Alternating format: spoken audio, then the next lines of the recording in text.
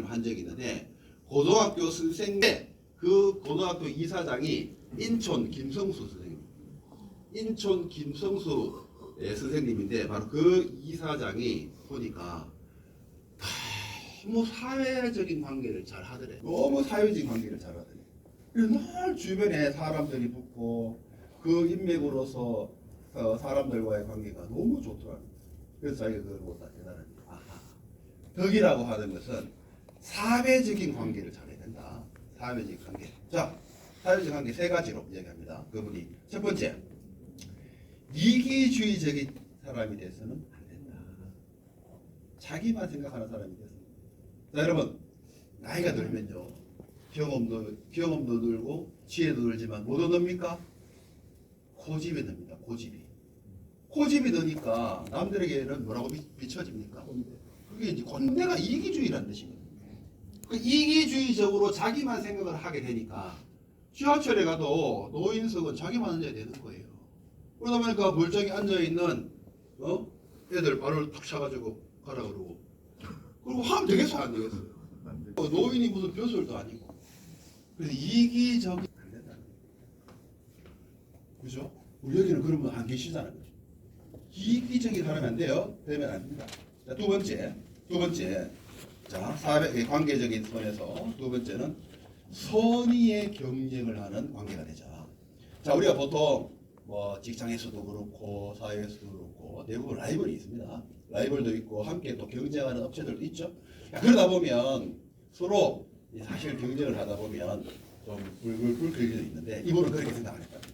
자, 내가 한번 잘 되면 내가 열심히 해서 내가 잘 될 수도 있지만 내가 그리고 잘 못되면 상대방을 축하해주고 상대방에 대해서 박수도 쳐주고 또 다음에 더 열심히 해야지 하는 그런 마음도 먹으면서 선의의 경쟁을 하려고 하니까 주변의 사람들이 붙기 시작하더라고요. 그래서 라이벌이라고 해서 무조건 우리가 적대적으로만 선의의 경쟁이 돼서 그분들을 통해서 나도 성장하고 또 나를 통해서 상대방도 성장하고. 그렇죠? 세 번째 선의 관계적에서 다른 사람의 성공을 도우는 사람이 되자. 다른 사람의 성공을 도우는 사람이 되자. 자, 나를 성공하려면 남을 짓밟아야 되지만, 자, 나는 너의 성공을 도우는 사람이 될게. 라고 하면 그 사람을 다시 보게 되고, 그 사람의 어려운 점을 살펴보게 되고, 내가 도울 일이 없나 찾아보게 된다는 거죠. 그러다 보니까 그 사람의 관계가 나빠질 수가 없는 거예요. 그러니까 자기는 이런 사회적 덕을 쌓기 위해서, 관계적인 덕을 쌓기 위해서 자기가 노력하고 열심히 인생을 살아봤더니 자기는 90이 넘어서 성공한 사람이라고 상도 주더라고요. 저는 이 부분이 굉장히 중요하다고 생각해요. 왜냐하면 나이가 들수록 우리가 가족들과의 관계라든가 사회적인 관계라든가 자꾸 고립이 되잖아요. 자꾸 우리가 배척이 되고 우리가 알 수 없는 원인으로 우리가 서로 오해가 생기고 이러다 보니까 관계가 무너지는 사람들이 많아요. 아까도 말씀드렸지만 독거노인들이 사실 배고파 죽는 게 아니에요. 외로워서 죽는 거예요. 그러니까 이 관계적인 선을 여러분들이 정말 중요한 덕을 쌓는 것으로 이 성경적인 겁니다. 그래서 그 훈련을 여러분 어디서 하셔야 되느냐? 가족에서. 장수하는 노인은 부부가 행복한 관계를 맺고 있습니다. 다시 말씀드려서 내가 평생을 살아온 배우자와 관계적인 덕을 살아. 내 고집도 좀 내려놓고 또 내가 먼저 베풀기도 하고 하나님께서 주시는 이런 관계들을 가족들에게 훈련하고 여기 와서도 훈련하시는 거예요. 여기 오셔서 서로 같이 나눔을 할 때 내가 커피 한 잔 먼저 사고 내가 밥 한 번 먼저 사면 상대방이 또 가만히 있겠어요? 그러다 보면 서로가 많아지고 이야기하는 횟수도 많아지고 얼마나 관계가 좋아지겠습니까? 이 훈련을 여기서 하시고 사회에 나가면 많은 사람들에게 베푸는 사람이 되기를 바랍니다. 자, 시니어 스카우트라는 그 단체가 있습니다. 보이스카우트로 들어보셨고 걸스카우트로 들어보셨겠지만 시니어 스카우트는 처음 들어보셨죠?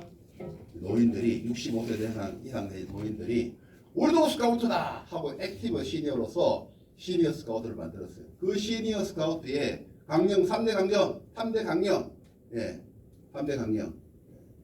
자, 저기 나주에 가면 뭐가 유명합니까? 나주배가 유명하죠, 그렇죠? 근데 이제 3대 강령은 하주배예요. 하주배. 하자! 이 말은 가만 앉아있지 말고 누워있지 말고 액티브 움직이자. 그 다음에 주자! 남에게 베풀자. 배는 뭐예요? 배? 배우자. 배우자! 그렇지. 배우자. 노인이라고 배우는데 게을리 하지 말고. 이게 나주배가 아니고 뭐라고요? 하주배. 하자! 주자! 배우자! 이 강령으로 예, 우리 시니어 스카우트가 열심히 활동을 하고 있습니다. 자, 그 다음에 세 번째 마지막으로 자, 일하는 노년, 행복한 노년의 필수적인 조건 세 번째, 일을 하십시오. 일을 하십시오. 나이 들어서 일을 하십시오. 작은 일이라도 일을 하십시오. 우리 김영석 교수님이 이렇게 자기 아버지가 중학교 때 자기에게 이렇게 이야기했어요. 형석아, 네가 앞으로 많은 날 동안 살 건데 네가 앞으로 일을 할 때 어떻게 해야 되냐면 하고 아버지가 한 이야기가 있대요. 가족을 걱정하고 가족을 위해서 사는 사람은 가족만을 위해 살게 된다. 그런데 네가 기업을 만들고 그리고 거기에 사람들을 고용하고 그 사람들을 위해서 걱정하고 염려하면 너는 사회에 공헌하는 사람이 된다.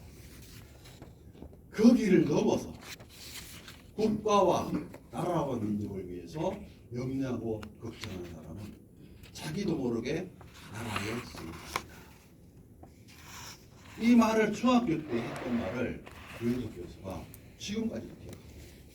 그래서 그는 매일 자기가 일을 할 때 내가 이렇게 일을 열심히 하는 이유는 내 가족을 위함을 넘어 사회를 위함을 넘어 나라와 민족을 위해서 나는 일한다.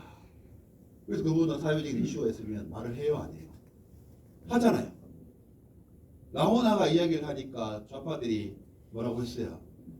일단 고집에 가라 그랬잖아요. 김영석 교수가 이야기하면 말 못해요. 왜? 김영석 교수는 사회 어른이잖아요. 105세 된 노인이 기업령은 잘못됐다 이렇게 탄핵 반대 탄핵 찬성은 탄핵은 잘못됐다 이렇게 이야기를 하니까 아무도 통하는 사람이 없더라고요. 그 댓글에.